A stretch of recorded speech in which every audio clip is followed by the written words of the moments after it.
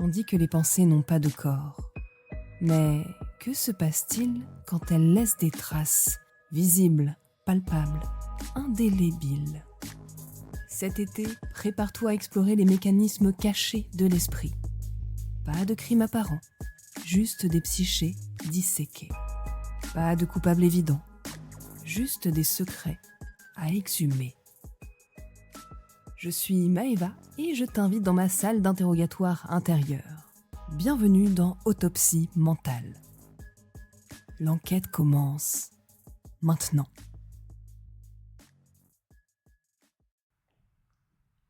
Dimanche 17 décembre 2015. Appartement du 16e arrondissement, 120 mètres carrés, parfaitement décoré. Dans chaque pièce, des ring lights éteints témoignent d'une activité intense. Dans sa chambre, Mathéo Sinclair, 8 ans, est recroquevillé sous sa couette Spider-Man. Crise d'angoisse, comme chaque dimanche soir depuis 6 mois, systématiquement. Sur son bureau d'enfant, un planning coloré, et au fond d'un tiroir, un petit carnet fermé par un élastique. Personne ne connaît ce carnet, pas même maman. Au salon, Amélie Sinclair, 34 ans, fixe son téléphone. 847 notifications. Son dernier post, dimanche cocooning en famille, vient d'exploser. 25 000 likes en 2 heures. Voici un extrait de l'enregistrement de sa story il y a 3 heures. Coucou les parents, ici c'est Dimanche Parfait avec mon petit prince. On cuisine ensemble des super pancakes Elsie. Allez Mathéo, dis bonjour aux copains. Bonjour les copains de maman. Ça, c'était le Mathéo public il y a 3 heures. Et maintenant Mathéo pleure dans sa chambre depuis 45 minutes, inconsolable. Mais voici ce qui va te glacer. Dans cette story parfaite, Mathéo il sourit, vraiment. Il a l'air heureux de cuisiner avec sa maman, il semble aimer être filmé. Alors pourquoi s'effondre-t-il systématiquement après ? Et surtout, qui transforme un enfant épanoui en anxieux chronique sous couvert d'amour maternel ? 300 000 followers, 2 millions de vues par mois, partenariat de rêve. Le succès parfait d'une maman parfaite qui cache un enfant en souffrance. Ferme les yeux 30 secondes. Pense à un enfant de ton entourage que tu vois sur les réseaux sociaux. Et il a l'air heureux, sur ses posts, non ? Mais si cette vitrine cachait autre chose ? Pense-y.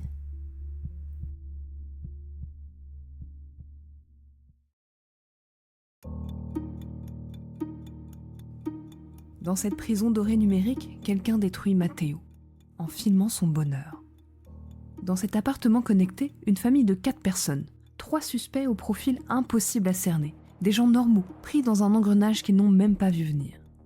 Suspect numéro 1, Amélie Sinclair, la mère aimante devenue influenceuse. 34 ans, ex-professeur des écoles, 300 000 followers Instagram. Celle qui partage vraiment par passion, qui adore son fils, qui veut aider les autres parents. L'énigme, elle aime sincèrement Mathéo.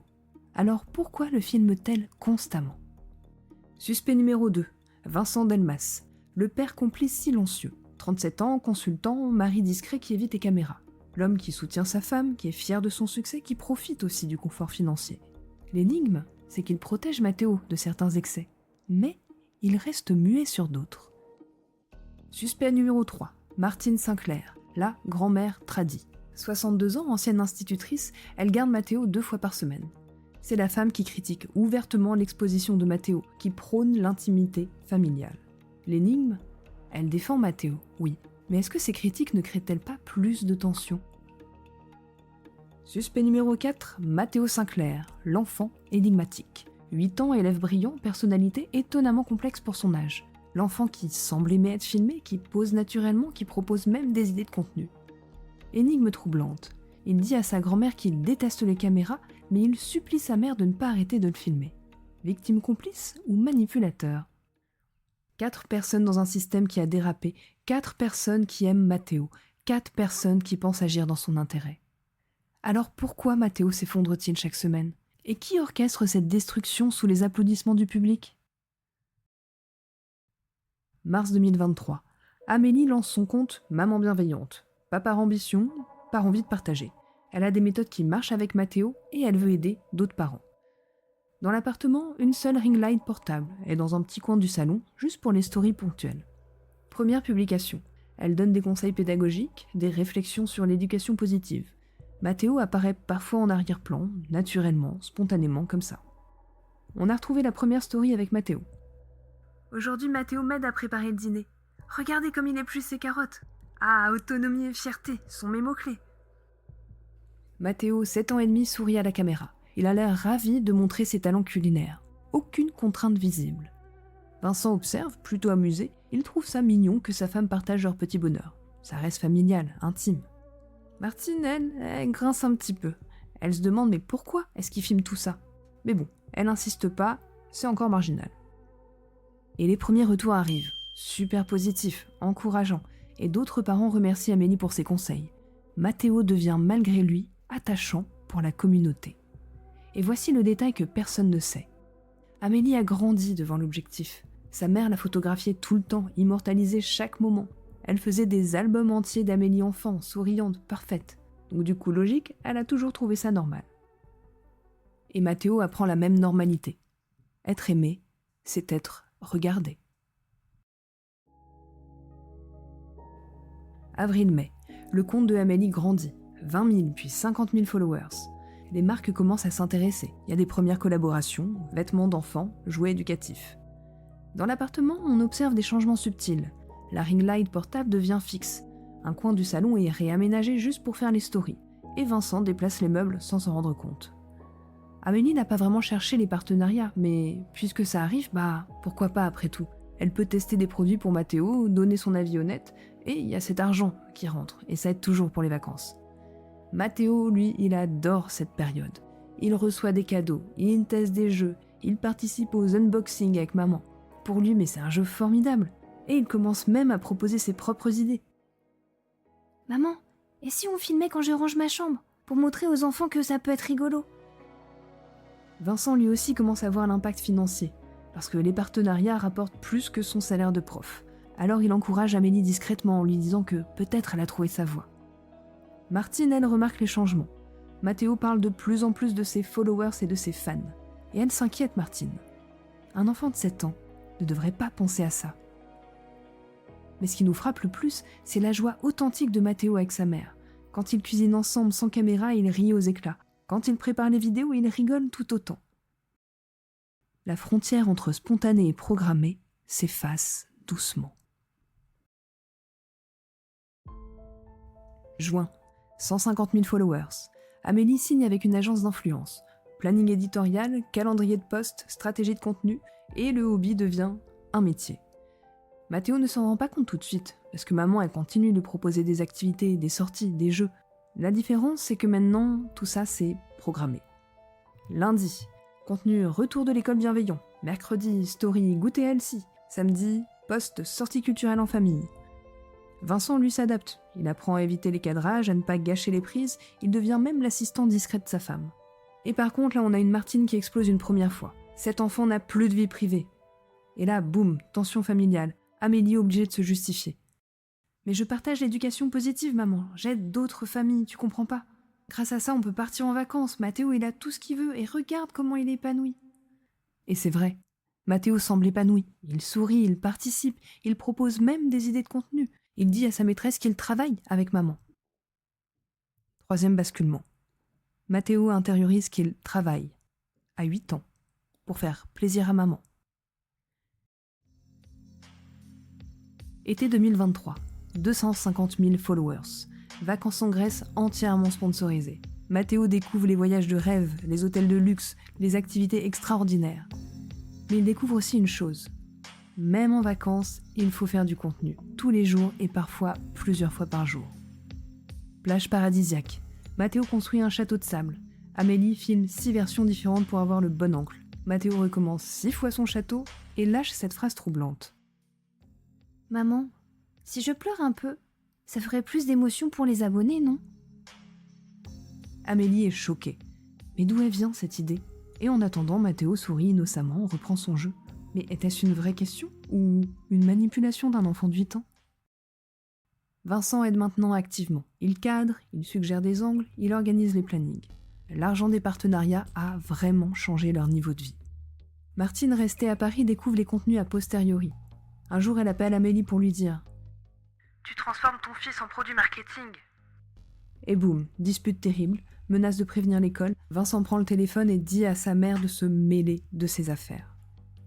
Mathéo confiera à sa maîtresse. Des fois, j'aimerais bien jouer sans la caméra. Mais maman, elle est triste quand je dis ça, alors je fais semblant d'aimer. 4e basculement. Mathéo apprend à jouer avec les émotions de tous, y compris les siennes. Septembre. Rentrée scolaire, 300 000 followers. Amélie est désormais influenceuse à plein temps. Elle a quitté son travail à l'Éducation nationale. Premier contenu de la rentrée. Mathéo dans sa nouvelle classe, cartable griffé sponsorisé, sourire parfait. Succès immédiat, 50 000 likes. Mais le lendemain, catastrophe. Le post est repris sur un compte parodique d'enfants influenceurs et Mathéo devient un mème. À l'école, des parents se moquent et certains enfants l'imitent méchamment. Mathéo rentre en pleurs. Ils me disent que je suis un robot, que maman me force. Mais c'est pas vrai. Ah maman. Ce soir-là, Amélie reçoit un appel glaçant. Instagram l'informe qu'une enquête est ouverte sur son compte pour exploitation présumée de mineurs. Quelqu'un a signalé ses contenus. Vincent explose. Mais qui a fait ça ? C'est forcément quelqu'un qui nous connaît. Amélie soupçonne d'autres influenceuses jalouses et il passe la soirée à chercher le coupable. Le lendemain, Martine arrive pour sa garde habituelle. Mais quelque chose dans son regard a changé. Une gêne, une culpabilité. Amélie découvre la vérité par hasard. Un mail ouvert sur l'ordinateur de Martine. Votre signalement a bien été pris en compte. Et là, c'est la guerre familiale totale. Vincent doit choisir son camp. Et évidemment, il choisit sa femme. Martine est interdite de garde. Mathéo, lui, il est perdu, il ne comprend plus rien. Il dira à sa grand-mère au téléphone « Mamie, mais pourquoi tu as dit du mal de maman ?» Et puis à sa mère « Maman, pourquoi mamie peut plus venir à la maison ?» Dans ce chaos, Mathéo développe une capacité terrifiante, à rassurer tout le monde en disant ce que chacun veut entendre. Reconstitution finale, le dimanche maudit. Récapitulons ce dimanche 17 septembre. Comment une journée parfaite transforme-t-elle un enfant souriant en épave anxieuse ? 9h. Préparation. Amélie planifie la semaine de contenu. Mathéo l'aide, propose des idées. Il semble impliqué, créatif, et Vincent lui prépare le matériel. 11h. Tournage pancakes. Séquence cuisine mère-fils. Mathéo est naturel, drôle, attachant. Seulement 3 prises. Et tout le monde est content. 14h. Story dans le parc. Sortie sponsorisée dans un nouveau parc d'attractions. Mathéo s'amuse comme un fou, Amélie capture des moments authentiques de joie. 17h. Live, organisation scolaire. Amélie montre comment elle organise la semaine de Mathéo. Le cartable, les plannings, les méthodes éducatives, et Mathéo, on le voit participer en arrière-plan. 18h. Publication. Amélie poste le montage de la journée, et on se retrouve avec son « Dimanche parfait avec mon petit prince ». Explosion immédiate, 2000 commentaires. 19h. Lecture des commentaires. Amélie lit quelques commentaires à voix haute, comme « Ton fils est adorable. Quel petit ange. Il a de la chance d'avoir une maman comme toi. » Et alors Mathéo lui demande « Mais maman, pourquoi ils disent que j'ai de la chance ? Qu'est-ce qui arrive aux enfants qui n'ont pas de chance ?» 20h. L'effondrement. Sans prévenir, Mathéo craque. Crise d'angoisse massive. Il sanglote. Il dit qu'il ne veut plus que les gens le regardent. Alors à ton avis, qui est responsable de cet effondrement ? Amélie qui expose Mathéo par ambition ? Vincent qui profite du système en silence ? Martine qui critique sans proposer d'alternative ? Ou Mathéo qui manipule pour récupérer l'attention authentique ? Tu as 15 secondes pour choisir ton coupable.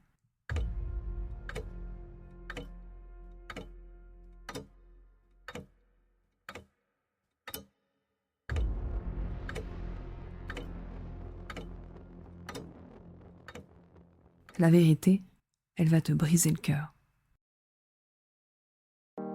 Voici la vérité sur la parentalité performative à l'ère numérique. Il n'y a pas un coupable, il n'y en a aucun, et tous à la fois. Amélie ne manipule pas Mathéo par ambition, elle partage sincèrement pour aider d'autres parents, elle aime son fils, elle ne veut que le meilleur pour lui. Vincent, il ne se tait pas par lâcheté, il soutient sa femme et il protège sa famille. Et oui, l'argent des partenariats leur offre une vie meilleure. Martine ne critique pas par jalousie, elle protège vraiment Mathéo et défend son droit à l'intimité. Et Mathéo, lui, ne manipule pas par calcul. Il aime sincèrement faire plaisir à sa maman et participer à ses projets. Alors voilà l'arme du crime, le système numérique lui-même. Les réseaux sociaux transforment l'amour maternel authentique en performance publique. Chaque moment d'intimité devient un contenu, chaque geste spontané devient stratégie. Mathéo ne s'effondre pas parce qu'il est maltraité. Il s'effondre parce qu'il comprend, à 8 ans, une vérité terrifiante. Son bonheur appartient à 300 000 inconnus. Et ces crises du dimanche, c'est juste son psychisme d'enfant qui dit stop. Stop à la performance, stop au spectacle, stop à l'amour conditionné par les likes. Mais ce dimanche-là, quelque chose change. Parce qu'après sa crise, Mathéo fait quelque chose qu'il n'a jamais fait. Et c'est ce dimanche-là qu'on retrouve le carnet de Mathéo. Un carnet qu'un enfant de 8 ans a écrit en secret pendant des mois. Quand je souris vrai, maman cuisine avec moi le matin sans téléphone. Quand je souris faux, maman filme et elle est contente après. Mamie dit que c'est pas bien, mais maman pleure quand mamie dit ça. Papa dit rien, mais il achète des cadeaux après dispute. Moi, je sais plus quand c'est vrai. Et plus loin cette phrase qui glace le sang. J'ai regardé les autres enfants à l'école. Ils pleurent quand ils sont tristes. Moi, je pleure quand personne ne regarde. C'est pareil. Mathéo a 8 ans et il a déjà appris à disséquer l'authenticité de l'amour qu'on lui porte. Il a développé seul une grille d'analyse des émotions adultes. Alors voici la question qui va te hanter. Combien d'enfants de ton entourage tiennent-ils déjà un carnet secret pour analyser l'amour de leurs parents ? Dans ton entourage, qui transforme ses enfants en contenu, par amour ? Et la question qui glace, quand un enfant de 8 ans développe seul une grille d'analyse de l'authenticité émotionnelle, qu'avons-nous brisé en lui ? Qu'est-ce qu'on lui a fait ? Mathéo nous a dit quelque chose avant qu'on s'en aille. Et toi, tu filmes tes enfants ou tu les regardes ? La vraie question n'est plus « partages-tu tes enfants ou leur intimité ?» mais plutôt « à quel moment nos enfants deviennent-ils plus lucides que nous sur notre propre amour ?» Alors si cette question te hante, c'est que tu reconnais peut-être cette lucidité prématurée chez un enfant de ton entourage. Tu es mon co-enquêteur, alors vote dans les commentaires. Pour toi, qui était le plus toxique ? Et si jamais cette histoire résonne, si jamais toi aussi enfant tu analysais déjà l'amour qu'on te portait, écris un petit carnet en commentaire. Et tu sais, il y a une grille secrète pour décoder ce genre d'épisode et tous les mécanismes psychologiques qui en ressortent. Et cette grille, elle est planquée où ? Dans la newsletter. À toi de voir si tu veux t'abonner pour la trouver.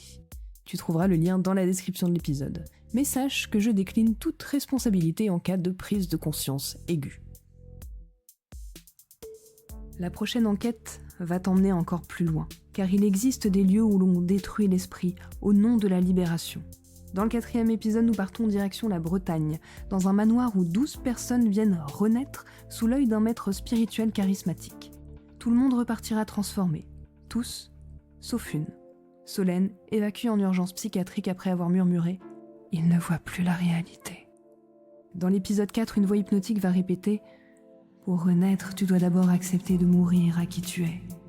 Et tu découvriras comment la quête de soi peut basculer en perte de soi, et comment parfois la lucidité est la pire des folies.